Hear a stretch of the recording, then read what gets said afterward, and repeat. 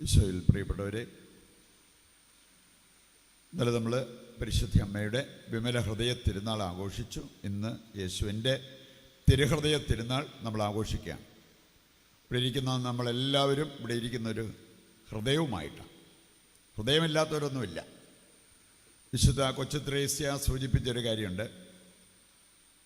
ഏതായാലും നമുക്കൊരു ഹൃദയമുണ്ട്. ആ ഹൃദയം സ്നേഹിക്കാൻ വേണ്ടിയുള്ളതാണ്. ഇവിടെ നമുക്ക് സ്നേഹിക്കാം. അതാണ് വിശുദ്ധ കൊച്ചു ത്രേസ്യ പറഞ്ഞത്. ഈ ഒരു കാര്യത്തിൽ നമുക്ക് പ്രത്യേകം ശ്രദ്ധിക്കാം. നമുക്ക് സ്നേഹിക്കാം, ദൈവത്തെ സ്നേഹിക്കാം, പരസ്പരം സ്നേഹിക്കാം. അപ്പോഴാണ് ഈ ഹൃദയം അതിൻ്റെ ഫലങ്ങൾ പുറപ്പെടുവിക്കുക. അതല്ലെങ്കിൽ ദൈവം നമുക്ക് ഈ ഹൃദയം തന്നതിൻ്റെ ലക്ഷ്യം നിറവേറുക നമ്മൾ സ്നേഹിക്കുമ്പോഴാണ്.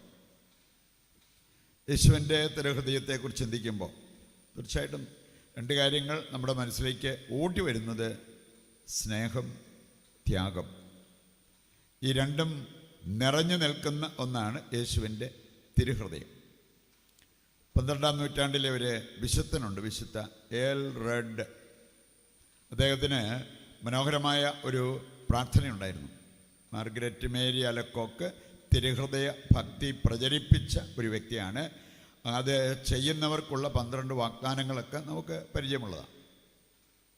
വിശുദ്ധ എൽ റെഡ്, അദ്ദേഹത്തിൻ്റെ പ്രാർത്ഥന ഇങ്ങനെയായിരുന്നു: കർത്താവേ, എൻ്റെ കാതുകളിൽ നിൻ്റെ വചനം നിറച്ചു തരണമേ. കാതുകളിൽ നിറഞ്ഞു നിൽക്കേണ്ടത് വചനമാണ്. ദൈവത്തിൻ്റെ ദൂതാണ്, ദൈവത്തിൻ്റെ സന്ദേശമാണ്. ഈ കാതുകൾ നമ്മൾ പലപ്പോഴും വിട്ടുകൊടുക്കാറുള്ളത് ആത്മീയ കാര്യങ്ങൾ കേൾക്കാനാണോ, ഭൗതിക കാര്യങ്ങൾ, ജഡിക കാര്യങ്ങൾ, ലൗകികമായ കാര്യങ്ങൾ, കെട്ടുകഥകൾ, ഇങ്ങനെയുള്ള കാര്യങ്ങൾക്കാണോ നമ്മുടെ കാതുകൾ സമർപ്പിച്ചിരിക്കുന്നത്? വിശുദ്ധം പറയാണ്, കർത്താവേ, എൻ്റെ കാതുകളിൽ അങ്ങയുടെ വചനം നിറച്ചു തരണമേ. അതോടൊപ്പം അദ്ദേഹം പറയാണ്, ഹൃദയം കൊണ്ട് അങ്ങയെ സ്നേഹിക്കാൻ എന്നെ പഠിപ്പിക്കണമേ. നമുക്ക് ഏതായാലും ഒരു ഹൃദയമുണ്ട്. ആ ഹൃദയം എന്തിനു വേണ്ടിയാണ് നമ്മൾ കണ്ടു? ഹൃദയം കൊണ്ട് ദൈവത്തെ സ്നേഹിക്കുക. അധരങ്ങൾ കൊണ്ട് പ്രാർത്ഥിച്ചിട്ട് വലിയ കാര്യമൊന്നുമില്ല, ഹൃദയം കൊണ്ട് പ്രാർത്ഥിക്കണം. അധരങ്ങൾ കൊണ്ട് സ്നേഹിച്ചിട്ട് വലിയ കാര്യമൊന്നുമില്ല, ഹൃദയം കൊണ്ട് സ്നേഹിക്കണം. അതുകൊണ്ടാണ് ഈ വിശുദ്ധൻ ഈ ഒരു പ്രാർത്ഥന നടത്തിയത്: ഹൃദയം കൊണ്ട് അങ്ങയെ സ്നേഹിക്കാൻ എന്നെ പഠിപ്പിക്കണമേ. എന്നിട്ട് അദ്ദേഹം ഏറ്റുപറഞ്ഞൊരു കാര്യം: അങ്ങയെ സ്നേഹിക്കുന്ന ഹൃദയം അങ്ങയുടെ ഹൃദയം പോലെയാകും. അങ്ങയുടെ ഹൃദയം പോലെ. നമുക്കറിയാലോ, നമ്മൾ ഈശോയുടെ മധുരമുള്ള തിരുഹൃദയമേ എന്നുള്ള പ്രാർത്ഥനയൊക്കെ നമ്മൾ ചൊല്ലാറുള്ളതാണ്. ഇനി അവിടെ നമ്മൾ കാണുന്നു കർത്താവിൻ്റെ ഹൃദയത്തിൻ്റെ 2 പ്രത്യേകതകൾ: ശാന്തം, വിനീതം. ശാന്തം, വിനീതം, ഈ 2 ഗുണങ്ങൾ നിറഞ്ഞു നിൽക്കുന്ന ഹൃദയമാണ് തിരുഹൃദയം. അപ്പം നമ്മുടെ ഹൃദയം യേശുവിൻ്റെ തിരുഹൃദയം പോലെ രൂപപ്പെട്ടാൽ എന്തായിരിക്കും അവിടെ കാണുക? ശാന്തത, വിനയം. ഇതൊക്കെയാണ് നമ്മളെ യഥാർത്ഥ ക്രിസ്ത്യാനികളാക്കുന്നത് എന്ന് നമ്മൾ തിരിച്ചറിയണം. പക്ഷേ ഇന്ന് രാവിലെ നിങ്ങൾ തിരുഹൃദയത്തിന് മുമ്പിൽ നിന്ന് പ്രാർത്ഥിച്ചിട്ടാണ്, അല്ലെങ്കിൽ ആ പടം വീട്ടിൽ കണ്ടിട്ടാണ് പോകുന്നത്. പള്ളിക്ക് സക്രാരി എന്ന് പറഞ്ഞ പോലെയാണ് കത്തോലിക്ക കുടുംബങ്ങൾക്ക്, ക്രിസ്തീയ കുടുംബങ്ങൾക്ക് തിരുഹൃദയത്തിൻ്റെ ആ ഒരു രൂപം, ആ ഒരു പടം. നമ്മൾ കർത്താവിൻ്റെ ഹൃദയത്തിൽ നമ്മുടെ കുടുംബത്തെ പ്രതിഷ്ഠിക്കുന്നു. നമുക്കത് ചെയ്യാൻ സാധിച്ച വളരെ നല്ല ഒരു കാര്യമാണ്. നമ്മുടെ കുടുംബത്തെയും നമ്മളെയും കർത്താവിൻ്റെ ഹൃദയത്തിൽ പ്രതിഷ്ഠിക്കണം. നമുക്കെല്ലാവർക്കും വളരെ ആദരണീയനായ ഒരു മനുഷ്യനാണ് ജോൺ പോൾ രണ്ടാമൻ മാർപ്പാപ്പ. അദ്ദേഹത്തിൻ്റെ ജീവിത സാഹചര്യങ്ങളെക്കുറിച്ച് മനസ്സിലാക്കിയ കമാന്നൊരു അക്ഷരം നമ്മൾ പരാതിയായിട്ട് പറയത്തില്ല. നമ്മളോട് ദൈവം ഏതാണ്ട് വലിയ അനീതി കാണിച്ചു, ഞാൻ പ്രാർത്ഥിച്ചതുപോലെ എനിക്കൊന്നും നടന്നു കിട്ടിയില്ല, ഇങ്ങനെയൊന്നും പറയത്തില്ല. ഒരുപാട് പ്രാർത്ഥനയുണ്ടായിരുന്ന ഒരു മനുഷ്യനാണ് ജോൺ പോൾ രണ്ടാമൻ മാർപ്പാപ്പ. പക്ഷേ ആ കുടുംബത്തിൽ ഒത്തിരി അനർത്ഥങ്ങൾ, ദുരിതങ്ങൾ, വേദനയുടെ അനുഭവങ്ങൾ, ഇതൊക്കെ ഉണ്ടായി. അവസാന കണ്ണി നിറഞ്ഞ ഒരാളൂടെ ഉള്ളു പുള്ളിയുടെ വീട്ടിൽ, കുടുംബത്തിൽ. അവർക്ക് മരുന്ന് മേടിക്കാൻ വേണ്ടി പാറമടയിൽ പോയി പണിയെടുത്ത് അതിൻ്റെ കൂലിയും കൊണ്ട് മെഡിക്കൽ ഷോപ്പിൽ പോയി മരുന്നും മേടിച്ചുകൊണ്ട് വീട്ടിൽ വന്നപ്പം അതും മരിച്ചു കിടക്കുക. അപ്പോൾ നോക്കിയേ, ഞാൻ വേറെ ആരുമില്ല, എല്ലാവരും അങ്ങനെ മരണപ്പെട്ടു. നമ്മളൊക്കെ തകർന്ന് തരിപ്പണമാകാൻ വേറെ വല്ലതും വേണോ? ഇതിൻ്റെയൊക്കെ ഒരു അംശം വന്നു കഴിഞ്ഞാൽ ഉടനെ നമുക്ക് ഭയങ്കരമായിട്ട് നമുക്ക് എടുക്കാൻ മേലാത്ത ദുഃഖം, ഭാരം, പിന്നെ പരാതി, പരിഭവം എല്ലാം ഉണ്ട്. ഈ മനുഷ്യൻ ചെയ്തതെന്നറിയോ? ആ വീട്ടിൽ മാതാവിൻ്റെ വിമല ഹൃദയത്തിൻ്റെ രൂപം ഉണ്ടായിരുന്നു. യേശുവിൻ്റെ തിരുഹൃദയത്തിൻ്റെ രൂപം ഉറപ്പായിട്ടുണ്ടായിരുന്നു. ആ രൂപങ്ങളുടെ മുമ്പിലേക്ക് മുട്ടുകുത്തി. എന്നിട്ട് മാതാവിൻ്റെ വിമല ഹൃദയത്തിലും യേശുവിൻ്റെ തിരുഹൃദയത്തിലും തന്നെ പ്രതിഷ്ഠിച്ചു. എനിക്ക് വേറെ ആരുമില്ല, എനിക്ക് അഭയം തന്ന് എന്നെ നയിക്കണം, എനിക്ക് വേണ്ട സ്നേഹം, എനിക്ക് വേണ്ട നിർദ്ദേശങ്ങൾ ഒക്കെ തന്ന് എന്നെ നയിക്കണം എന്ന് പറഞ്ഞ് ആ മനുഷ്യൻ വിനയപൂർവ്വം ഒരു പ്രാർത്ഥന നടത്തി, ഭക്തിപൂർവ്വം ഒരു പ്രാർത്ഥന നടത്തി. മാതാവിനോടുള്ള ജോൺ പോൾ രണ്ടാമൻ മാർപ്പാപ്പായുടെ ഭക്തിയാദരങ്ങൾ നമുക്കറിയാം. എത്രമാത്രം ഒരു ദിവസം തന്നെ ഒരു 10-15 പ്രാവശ്യമെങ്കിലും ജപമാല ചൊല്ലിയിരുന്ന വ്യക്തിയാണ് ജോൺ പോൾ രണ്ടാമൻ മാർപ്പാപ്പ. ഒരേ ദിവസം. ഇനി ഈ രീതിയിൽ ഒരു പ്രതിഷ്ഠ നടത്തി അദ്ദേഹം മുമ്പോട്ട് പോയി. എന്താണ് അദ്ദേഹത്തിൻ്റെ ജീവിതത്തിലുണ്ടായ നേട്ടം? വൈദികനായി, മെത്രാനായി, കർദിനാളായി, പോപ്പായി, വിശുദ്ധനുമായി. പിന്നെ എന്നാ വേണ്ടേ? അതിന് ചെയ്തൊരു കാര്യം, ഇവിടെ ചുറ്റുപാടും ആൾക്കാർ നിന്ന് സ്നേഹിക്കാനും സഹായിക്കാനും ഉണ്ടായിരുന്നു എന്നുള്ളതാണോ? മാതാവിൻ്റെ വിമല ഹൃദയത്തിലും യേശുവിൻ്റെ തിരുഹൃദയത്തിലും അഭയം ലഭിച്ചതുകൊണ്ടാണ് അങ്ങനെയുള്ള കാര്യങ്ങളെല്ലാം സംഭവിച്ചത്. ഇതാർക്കാ നടക്കിയല്ലാത്ത? നമുക്കെല്ലാവർക്കും നടത്താവുന്നൊരു കാര്യം. നമ്മുടെയൊക്കെ ജീവിതത്തെ, നമ്മുടെ കുടുംബത്തെ മറിയത്തിൻ്റെ വിമല ഹൃദയത്തിനും അതുപോലെ യേശുവിൻ്റെ തിരുഹൃദയത്തിനും പ്രതിഷ്ഠിക്കണമെങ്കിൽ പ്രതിഷ്ഠിക്കാവുന്നതേ ഉള്ളൂ. എന്നിട്ട് അവിടെ നിന്ന് കിട്ടുന്ന അനുഗ്രഹങ്ങളൊക്കെ ഏറ്റെടുത്ത് നമുക്കും മുമ്പോട്ട് പോകാൻ പറ്റും. നിങ്ങൾ ആ പടം ശ്രദ്ധിച്ചിട്ടുണ്ടെങ്കിൽ ഇതിൻ്റെ ചില പ്രത്യേകതകളെ, ഒരിക്കലൊരു കാറ്റക്കിസം ക്ലാസ്സിലെ ടീച്ചറെ സ്റ്റുഡൻറ്റിനോട് ചോദിച്ചു, യേശുവിൻ്റെ ഹൃദയവും നമ്മുടെ ഹൃദയവും തമ്മിലുള്ള വ്യത്യാസം. ഉടനെ അതിൽ ഒരാൾ അവരുടെ വീട്ടിൽ തിരുഹൃദയത്തിൻ്റെ രൂപമൊക്കെ ഉള്ളതാണ്, അത് സ്ഥിരം കണ്ടുകൊണ്ടിരുന്നതാണ്. അതുകൊണ്ടായിരിക്കണം ആ കുട്ടി സൂചിപ്പിച്ച ഒരു കാര്യം, നമ്മുടെയൊക്കെ ഹൃദയം അകത്താണ്, യേശുവിൻ്റെ ഹൃദയം പുറത്താണ്. കാണാൻ പറ്റും യേശുവിൻ്റെ ഹൃദയം. അതുപോലെ തന്നെ ആ ഹൃദയത്തിലേക്ക് നോക്കുമ്പോൾ പലതും അവിടെ നമുക്ക് കാണാൻ പറ്റും, പുറത്ത് നമുക്ക് കാണാവുന്ന രീതിയിൽ. ശരിക്കും അതിനൊരു സന്ദേശമുണ്ട്. ദമ്പതിമാരെ, നിങ്ങളാണേലും ക്രിസ്ത്യാനികളെ, നമ്മളെല്ലാവരും പ്രത്യേകമായിട്ട് ശ്രദ്ധിക്കേണ്ട ഒരു കാര്യം, ഈ സ്നേഹം എന്ന് പറയുന്നത് പ്രകടിപ്പിക്കണം.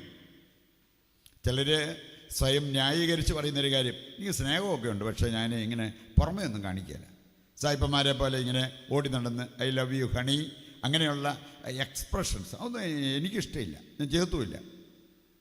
നമുക്ക് ഉള്ളിൽ സ്നേഹം ഉണ്ടെങ്കിൽ തീർച്ചയായിട്ടും നമ്മുടെ കൂടെ ജീവിക്കുന്നവരെ തിരിച്ചറിയും. സ്നേഹം പ്രകടിപ്പിക്കാനുള്ളതാണ്. ഇവിടെ നമ്മൾ കാണുകയാണ് യേശു എങ്ങനെയാണ് തൻ്റെ സ്നേഹം നമ്മോട് കാട്ടിയത്, സ്വജീവൻ നൽകിക്കൊണ്ട്. അതാണ് സ്നേഹമുള്ളിടത്ത് ത്യാഗം. ആ ത്യാഗം ഒരു ബുദ്ധിമുട്ടും ഇല്ലാതെ എടുക്കാൻ തയ്യാറാകും. പങ്കാളിയോട് സ്നേഹമുണ്ടോ? ത്യാഗമെടുത്തിരിക്കും. ഒരു സ്ത്രീ പറഞ്ഞൊരു കാര്യം, എൻ്റെ ഭർത്താവിനും മക്കൾക്കും പ്രാർത്ഥനയോട് താല്പര്യമില്ല, അവരെ അതിനെതിരാണ്, കുറ്റപ്പെടുത്തുക. ഞാൻ സാധാരണ ചെയ്യാറുള്ളത്, ഭർത്താവും മക്കളും ഉറങ്ങിക്കഴിയുമ്പോഴത്തേക്കും ഞാൻ എഴുന്നേറ്റ് മുട്ടുകുത്തി കയ്യും വിരിച്ചു പിടിച്ച് ഞാൻ പ്രാർത്ഥിക്കും. അതാണ് ത്യാഗപൂർവമുള്ള ആ ഒരു സ്നേഹം. വേണമെങ്കിൽ അവർക്ക് പറയാം, എൻ്റെ കുടുംബത്തിൻ്റെ സാഹചര്യം ഇങ്ങനെയൊക്കെയാണ്, അതുകൊണ്ടാണ് ഞാൻ പ്രാർത്ഥിക്കാത്തത് കേട്ടോ എന്ന് പറഞ്ഞ് ന്യായീകരിക്കാം. അതല്ല അവർ ചെയ്തത്. ശരിക്കും സ്നേഹമുള്ളവർ ത്യാഗമെടുക്കാൻ തയ്യാറാവും. വിശുദ്ധ ജിയാന്ന ബെറേറ്റ അവർ സൂചിപ്പിച്ചൊരു കാര്യമുണ്ട്, ഈ സൂര്യനും പ്രകാശവും തമ്മിൽ എത്രമാത്രം അഭേദ്യമായ ബന്ധത്തിലാണോ അതുപോലെ ബന്ധമുണ്ട് സ്നേഹത്തിനും സഹനത്തിനും. സ്നേഹമുള്ളവർ സഹിക്കാൻ തയ്യാറാവുന്നവർക്ക് സ്നേഹിക്കാൻ പറ്റും, സ്നേഹത്തിൽ വളരാൻ സാധിക്കും എന്നുള്ള ആ ഒരു യാഥാർത്ഥ്യം നമ്മൾ തിരിച്ചറിയും. ഈ ഹൃദയത്തോടൊപ്പം നമ്മൾ കാണുന്ന ഒന്നാണ് കുരിശുണ്ട്. ഒരു മുള്ളിൻ്റെ വള്ളി ചുറ്റിയിരിക്കുന്നത് നമുക്ക് കാണാൻ പറ്റും. എന്ന് പറഞ്ഞാൽ നമ്മൾ ദൈവം നമ്മളെ സ്നേഹം കൊണ്ട് ചേർത്ത് പിടിച്ചിരിക്കുകയാണ്. പക്ഷേ ആ സ്നേഹത്തിനെതിരായിട്ടുള്ള പാപങ്ങൾ ചെയ്യുമ്പോൾ ചിലർ പറയാറുണ്ട്, ചെയ്തേ പിന്നെ എനിക്ക് സമാധാനമില്ല, സ്വസ്ഥതയില്ല, മനസാക്ഷി എന്നെ കുത്തിക്കൊണ്ടിരിക്കുകയാണ്, വർഷങ്ങൾക്ക് മുമ്പ് നടത്തിയ ഒരു അബോർഷനാണ്, അതിൻ്റെ നൊമ്പരം ഇപ്പോഴും അനുഭവിച്ചുകൊണ്ടിരിക്കുകയാണെന്ന്. പിന്നെ തിരുഹൃദയത്തിലേക്ക് നോക്കിയാൽ നമുക്ക് കാണാൻ സാധിക്കും ഒരു മുറിവ്. ആ മുറിവിൽ നിന്നും തിരുരക്തം താഴേക്ക് ഒഴുകുന്നത്. ഈ തിരുരക്തമാണ് നമ്മൾ കുമ്പസാരിക്കാൻ പോകുമ്പോൾ നമ്മുടെ ആത്മാവിനെ ശുദ്ധീകരിക്കുന്നത്. അതിന് ഹൃദയം മുറിവേൽക്കണമായിരുന്നു. നമുക്ക് മറ്റ് വ്യക്തികളെ, പ്രത്യേകിച്ച് മുറിവേറ്റവരെ മനസ്സിലാക്കാൻ സാധിക്കണമെങ്കിൽ നമ്മൾ മുറിയപ്പെടണം. മുറിയപ്പെട്ട് സ്നേഹിക്കുമ്പോഴാണ് മറ്റുള്ളവരെ മനസ്സിലാക്കാൻ നമുക്ക് എളുപ്പമാവുക. അതുപോലെ തന്നെ നമ്മുടെ സ്നേഹം ആത്മാർത്ഥമാവുക. ഹെബ്രായ ലേഖനം 4-ാം അധ്യായം അതിൻ്റെ 14 വായിക്കുമ്പോൾ അവിടെ പറഞ്ഞിരിക്കുന്നൊരു കാര്യം യേശു പറയാണ്, നീ അടികൊണ്ട ഒരു വ്യക്തിയാണോ? ഞാനും നിനക്ക് മുമ്പ് അടികൊണ്ടിട്ടുണ്ട്. നിന്നെ മനസ്സിലാക്കാൻ എനിക്ക് പറ്റും. നീ തിരസ്കരിക്കപ്പെട്ട ഒരു വ്യക്തിയാണോ? നിന്നെ മനസ്സിലാക്കാൻ എനിക്ക് പറ്റും. കാരണം ഞാൻ ഇഷ്ടം പോലെ തിരസ്കരണം നേരിട്ടിട്ടുണ്ട്. നീ ജയിലിൽ കിടക്കുന്ന വ്യക്തിയാണോ? ഞാൻ ജയിലിൽ കിടന്നിട്ടുണ്ട്, ഒരു തെറ്റും ചെയ്യാഞ്ഞിട്ട്. അപ്പം അതുകൊണ്ട് നിനക്ക് മുമ്പ് നീ അനുഭവിക്കുന്ന എല്ലാ സഹനങ്ങളും ഏറ്റെടുത്തൊരു വ്യക്തിയാണ് ഞാൻ. എനിക്ക് നിന്നെ മനസ്സിലാക്കാൻ പറ്റും. ഈ ദൈവത്തിൻ്റെ അടുത്തേക്ക് ഓടാതെ നമ്മൾ മനുഷ്യരുടെ പുറകെ ഓടി അവരുടെ സഹതാപം, അവരൊന്ന് മനസ്സിലാക്കാൻ, അവരൊന്ന് അംഗീകരിക്കാനൊക്കെ നമ്മൾ ഓടുമ്പോൾ നമ്മൾ കാണിക്കുന്നത് ശുദ്ധ മണ്ടത്തരമല്ലേ? ഇനി അങ്ങനെയൊക്കെ പോയിട്ട് അവസാനം അവരോട് പറഞ്ഞതെല്ലാം ഭാര്യയായി മാറി എന്ന് പറയുന്ന ആൾക്കാരുണ്ട്. അതിന് പകരം കർത്താവിൻ്റെ അടുത്തേക്ക് ഓടി അവിടെ ഇരുന്ന് പ്രാർത്ഥിച്ച വ്യക്തികൾക്ക് അത് കൃപയായി മാറി. അവർ ആ കൃപയിൽ വന്നതെല്ലാം എടുത്തു മുമ്പോട്ട് പോകുന്ന അവസ്ഥകൾ. പ്രിയപ്പെട്ടവർ, നമ്മുടെ ഹൃദയം യേശുവിൻ്റെ ഹൃദയം പോലെ രൂപപ്പെടണം. വളരെ പ്രധാനപ്പെട്ട ഒരു കാര്യമാണ്. നമ്മൾ ബൈബിളിലേക്ക് നോക്കിയാൽ, സഭാചരിത്രത്തിലേക്ക് നോക്കിയാൽ എല്ലാം നമുക്ക് കാണാൻ പറ്റും. യോഹന്നാൻ ശ്ലീഹ തൻ്റെ ഹൃദയം യേശുവിൻ്റെ ഹൃദയത്തോട് ചേർത്ത് പിടിച്ചു. യേശുവിൻ്റെ തിരുഹൃദയത്തെ തൊട്ട വ്യക്തിയാണ് യോഹന്നാൻ ശ്ലീഹ. അതുകൊണ്ട് അദ്ദേഹത്തിന് പഠിക്കാൻ പറ്റിയ എന്താണ് സ്നേഹം? ഇന്നത്തെ വായനകളെല്ലാം വിളിച്ചു പറയുന്ന അതാണ്. ദൈവത്തിൻ്റെ സ്നേഹം, ദൈവത്തിന് നമ്മോടുള്ള കരുതൽ, ആ സ്നേഹത്തെ പ്രതി ദൈവം ഏറ്റെടുത്ത സഹനങ്ങൾ. ഈ മനുഷ്യന് സ്നേഹത്തെക്കുറിച്ച് ഇത്രയും കാതലുള്ള പഠനങ്ങൾ തരാൻ പറ്റിയത് എന്തുകൊണ്ടാണ്? തൻ്റെ ഹൃദയം യേശുവിൻ്റെ ഹൃദയത്തോട് ചേർത്ത് വെച്ച് പ്രാർത്ഥിച്ചു. ഇങ്ങനെയൊക്കെ നമ്മുടെ സന്ധ്യാപ്രാർത്ഥനയിലോ വ്യക്തിപരമായ പ്രാർത്ഥനയിലോ ഒക്കെ നമുക്ക് പ്രാർത്ഥിക്കാൻ പറ്റുവാണെങ്കിൽ ആ ഹൃദയത്തിൽ നിന്നും സ്നേഹം നമ്മളിലേക്ക് ഒഴുകും, അനുഗ്രഹങ്ങൾ നമ്മളിലേക്ക് ഒഴുകും. രണ്ടാമതൊരു വ്യക്തി നമ്മൾ കാണുന്നുണ്ട്, തോമാസ്ലിയ. അവൻ്റെ വിരൽ യേശുവിൻ്റെ പാർശ്വത്തിൽ ആ മുറിവിലിട്ടു. ഇനി അവിടെ സംഭവിച്ചെന്താണെന്ന് നമുക്കറിയാം. അവൻ വിശ്വാസിയായിട്ട് മാറി. കർത്താവ് സൂചിപ്പിച്ചു, നീ കണ്ടതുകൊണ്ട് വിശ്വസിച്ചു, കാണാതെ വിശ്വസിക്കുന്നവർ ഇതിലേറെ ഭാഗ്യപ്പെട്ടവർ. അപ്പോൾ യേശുവിൻ്റെ തിരുഹൃദയത്തെ തൊട്ടപ്പോൾ ഉണ്ടായ ഒരു അനുഗ്രഹം. മൂന്നാമതൊരു വ്യക്തി ബൈബിളിലുള്ളതാണ്, വിശുദ്ധനായൊരു വ്യക്തിയാണ് വിശുദ്ധ ലോഞ്ചീനസ്. കർത്താവിൻ്റെ പാർശ്വത്തിൽ കുത്തി. അപ്പോഴാണ് അത് കുന്തം കൊണ്ടാണ്. അപ്പോഴാണ് അവിടുന്ന് രക്തമൊഴുകി, പിന്നെ അവസാനം വെള്ളം എന്ന് പറഞ്ഞാൽ അവസാന തുള്ളി രക്തം വരെ കർത്താവ് നമുക്ക് വേണ്ടി ചിന്തി. പിന്നെ ഒന്നും ഇല്ലായിരുന്നു, പിന്നെ വെള്ളമേ ഉണ്ടായിരുന്നുള്ളൂ.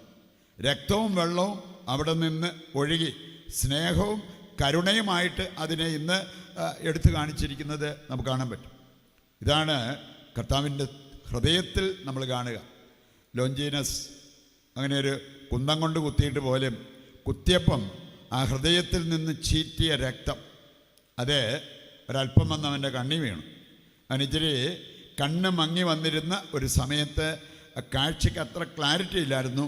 ആ ഒരു സമയത്താണ് ഇങ്ങനെ ഒരു സംഭവം ഉണ്ടായത്. പുള്ളിക്ക് പൂർണ്ണമായിട്ടുള്ള സൗഖ്യം കിട്ടി, പൂർണ്ണമായ കാഴ്ച.